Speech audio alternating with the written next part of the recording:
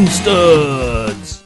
Welcome back, Speed Champions fans, to another car build. This is your boy Sprues and Studs, and today we are going to be building and reviewing the last single car release in the 2022 lineup, which is the Ferrari 512M. Just like the rest of the single car sets, the 512M cost $19.99 and was released on March 1st, 2022.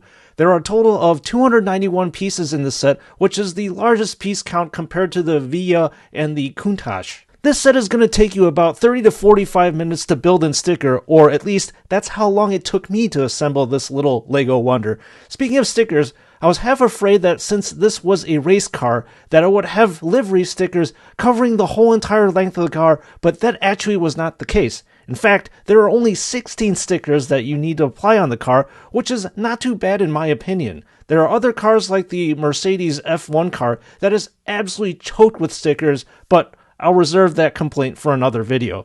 Again, this build is just like any other Speed Champions build, where there are two separate numbered bags. In the first bag, you assemble the driver and then the rear of the car. Then in the second bag, you finish up the car by building the front and put on the four wheels. I'm happy to report to everyone that all the headlights and the taillights of the 2022 Speed Champion models use either pre-printed Lego pieces or real Lego pieces, which is a first across the whole entire lineup. I think that using Legos to represent the lights adds a bit of realism to the car, so kudos to the Lego designer who thought up of this car design. The build technique on this car, in my opinion, is more advanced than the Countach and the Villa if you are comparing the three standalone cars in the 2022 lineup.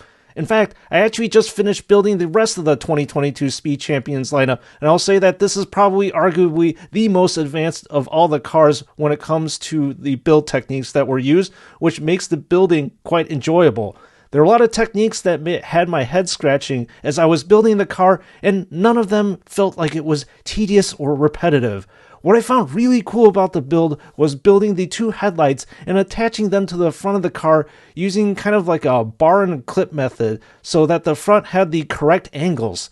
The build uses extensive snot techniques, which I think is really awesome too. Not surprisingly, there are only 6 studs that stick up on this car, so the model looks sleek and aerodynamic. I think that the Lego designers did a fantastic job of translating the real 512M down to its diminutive Lego form. In fact, I would have to argue that this set is translated better than the Countach, which is saying a lot for me because the Countach is actually my favorite Speed Champion set produced to date.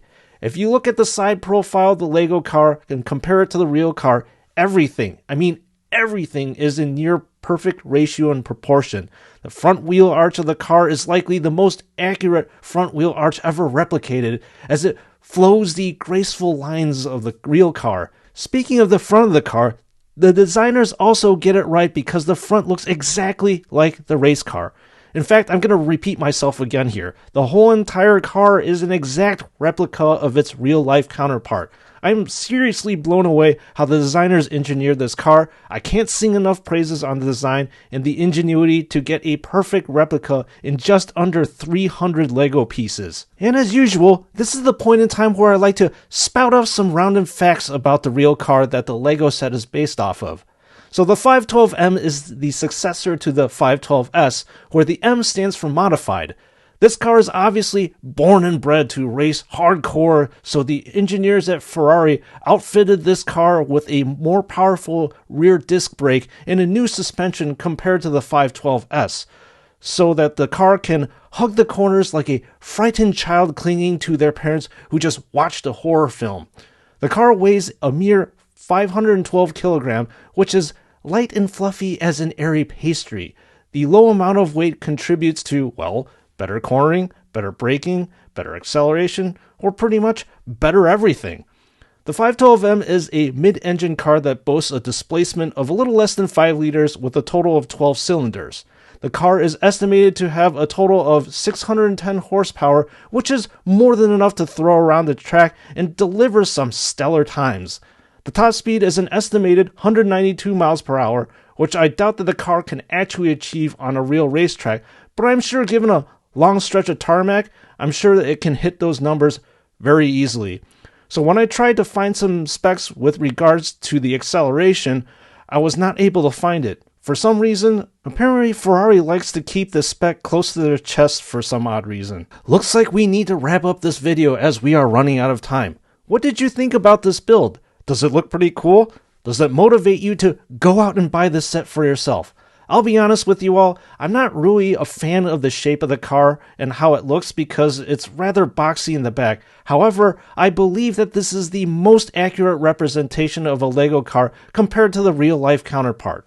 So this is Sprues and Studs, and I thank you again, my Brick family, for subscribing and your continued support of this channel. I can't sing enough praises to you. I hope that you enjoyed the video. Take care, and I'll see you all in the next build.